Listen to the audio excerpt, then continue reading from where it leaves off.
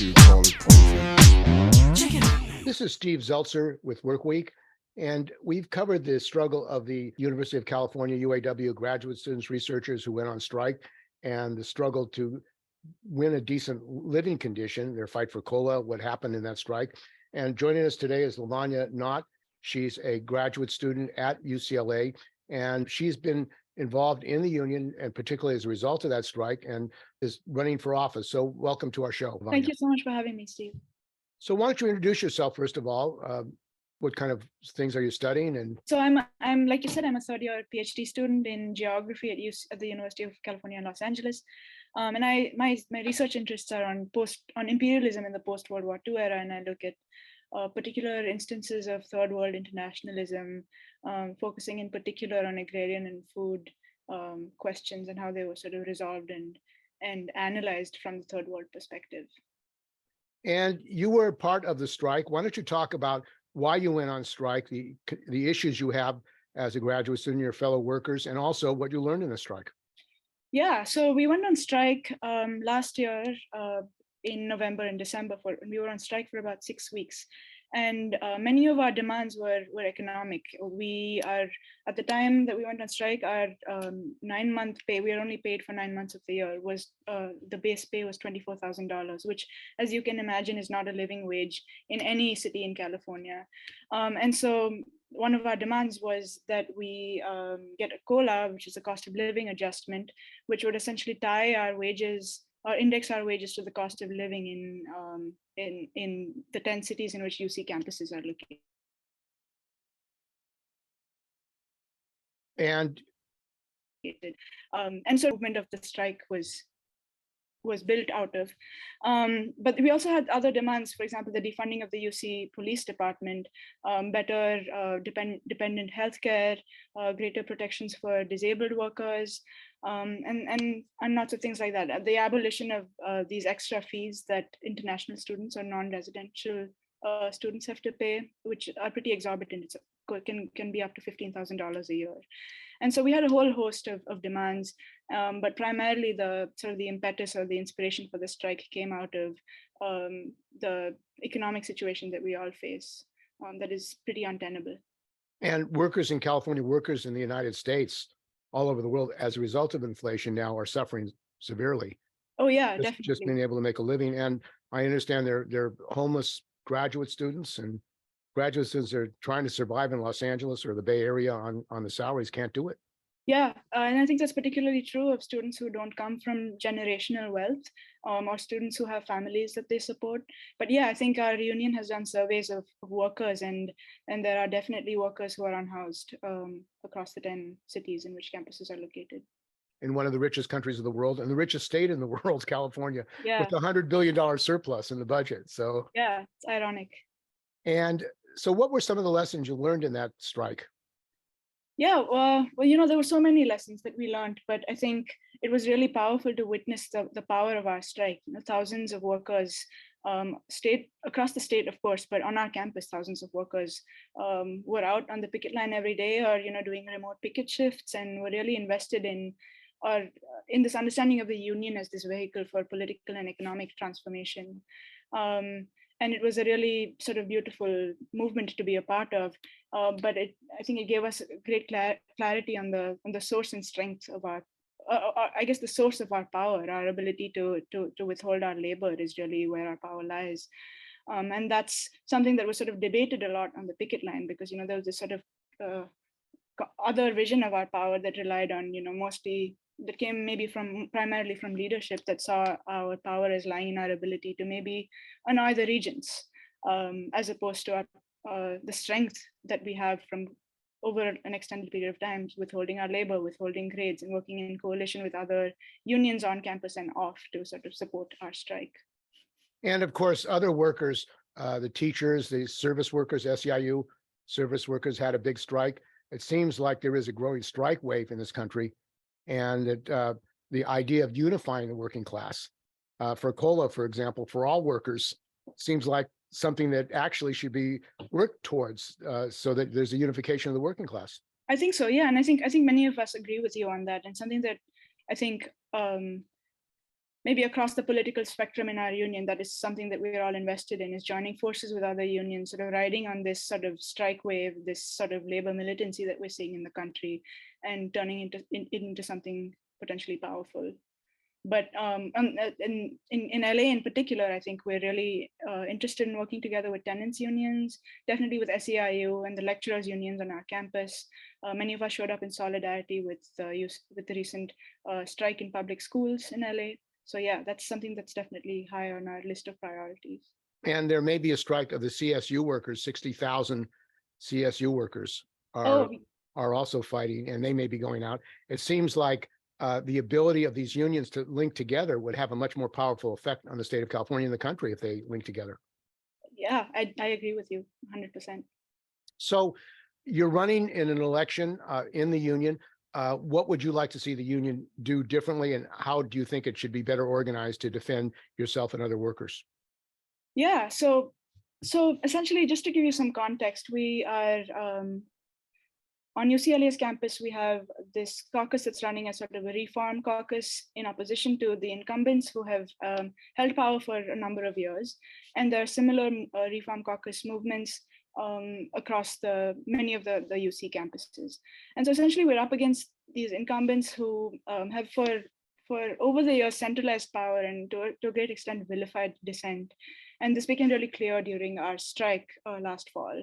For example, the bargaining team at UCLA gets its directives from leadership and from UAW staff who are paid out of our dues, but they don't necessarily take into account the demands of the members themselves. And so decisions were made behind closed doors and then just reported back to membership. And so this is sort of part of a pattern of gatekeeping of information and of organizing spaces that runs really deep in our union. And the result was that many of our core demands were dropped in the early days or weeks of the strike. And this happened not only without consulting membership, but also in often in active defiance of members' demands. And so in the wake of that all, in the fallout of the strike, in what we're now sort of trying to set in stone new sort of democratic practices, new practices of transparency within our union, as well as sort of making sure that the contract that we did get is implemented to our best capacity. And so while we do believe that was a weaker contract than we could have won, we fully intend to implement it. But we do think that there are great changes that can be made in the organizing culture in our union.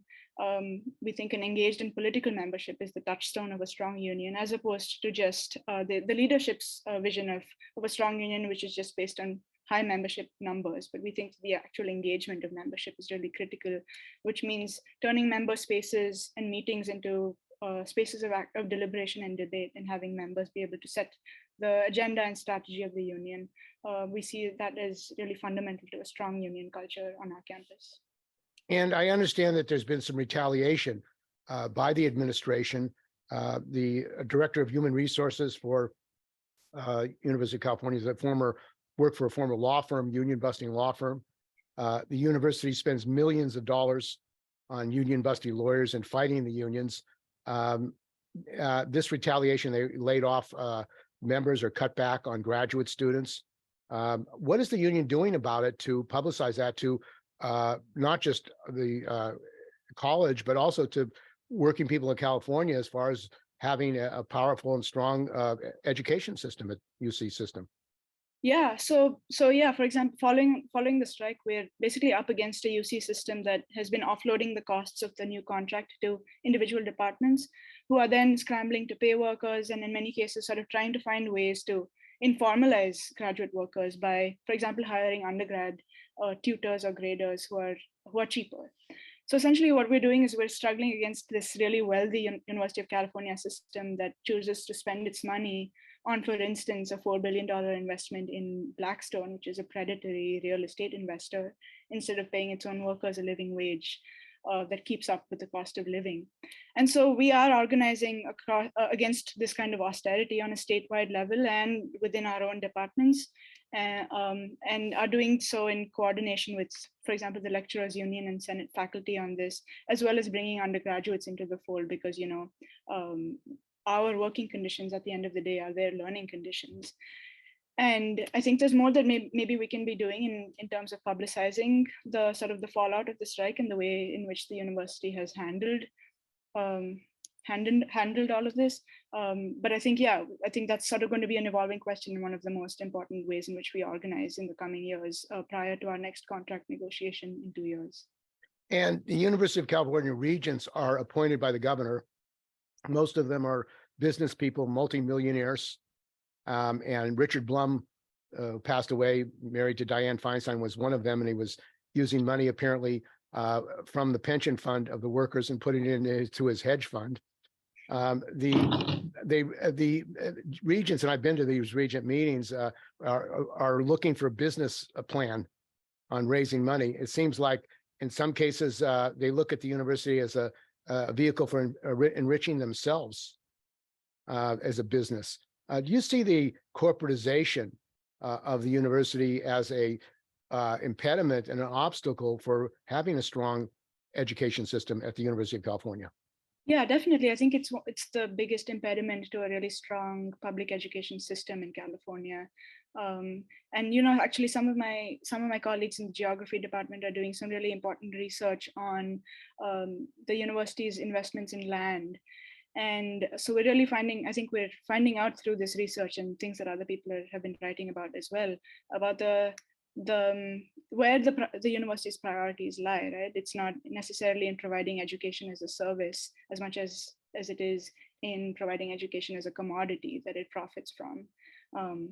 And so this is something that I think is part of a broader political struggle that we will have to fold our labor struggle into. And I think that will rely to a large extent or to a significant degree on our ability to sort of understand that our labor struggle as workers employed in this institution is linked to the transformation of the institution itself, as it becomes less and less a public serving institution and more sort of a corporate profit-driven entity.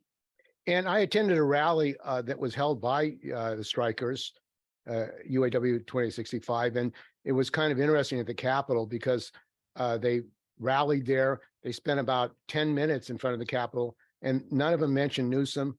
None of them mentioned the $100 billion surplus that they had. None of them mentioned the fact that the Democrats are in charge of the university. So it was rather strange that here they are at the state capitol with Newsom and the legislature, which does oversight at the university, and they don't talk about those issues. Yeah, I think that's something that we all realized during our strike too, is that we have to sort of come to this. We have to figure out what our relationship is with the Democratic Party, and many of us believe that that we are in a position of that our relationship with both the University of California and the Democratic Party is a contradictory one. But I think our leadership doesn't necessarily see it that way. For example, during the strike, we had the UC requested that a mediator be appointed to negotiate between our bargaining teams and the University of California. And the mediator that was appointed by the governor and was publicized within the union as a really sort of progressive figure, but his ties to the Democratic Party, I think, ultimately were evident in the contract that we ultimately ratified, which had certain limitations. And so I think identifying that as workers, we are not in alliance with the Democratic Party, but that we have to struggle, that we have to fold our labor struggle into a broader political struggle against the sort of neoliberal and imperialist values of the Democratic Party is, I think, really key for us. And of course, in California, you have some of the richest people in the world, Elon Musk, Larry Ellison, Oracle. It seems that the Democratic Party really doesn't want to challenge their wealth and say that, I mean, even public workers not having living wages, it seems to be a fundamental issue, that public workers, and you are a public worker, should be having living wages. But it seems like that wasn't a priority. In fact, in covering this strike, that didn't even have a debate in the legislature. The governor didn't even say anything about the strike. It was like complete silence, which was rather strange when you have 48,000 workers on strike at a public institution, and there's complete silence by the politicians who are elected by the people of California. Very weird. Yeah, I think maybe definitely it points to the fact that we can't rely on the Democratic Party for any progressive change. but also I think points to maybe the devaluation of the kinds of academic labor that many of us do, certainly in the humanities and the social sciences, and maybe less so in the STEM fields. But I think points to sort of the devaluation of that labor as well as maybe of public sector labor in general. And one of the things that happened during the strike was the election in the UAW. There's been a fight for democracy, direct election of the international president of the UAW. I talked to students, most of them were unaware that there was even an election. It seems like as far as education of even what's going on in the union was a problem for people being aware of what was happening. Yeah, I think a lot of people maybe came to the strike as sort of their first introduction to the union. And so that's something that as a Reform Caucus, we really hope to change, is sort of build sort of a strong platform for political education, a strong infrastructure for political education, basically taking the union to individual departments and to the workers themselves so that they get a sense of what kind of institution the union is and how it might best serve them. So yeah, I think you're right in that many workers in the UC maybe didn't know about the UAW international elections. And ultimately the election went, I think, really well. We have a new sort of reformist movement in that is in leadership right now. And we too are sort of trying to ride on that wave as a Reform Caucus, both on UCLA's campus and across the state, to sort of challenge the power of the incumbents and sort of challenge their sort of status quo politics and build a truly democratic member-driven union. And you talked about you wanted to focus the union in part on tenants and housing.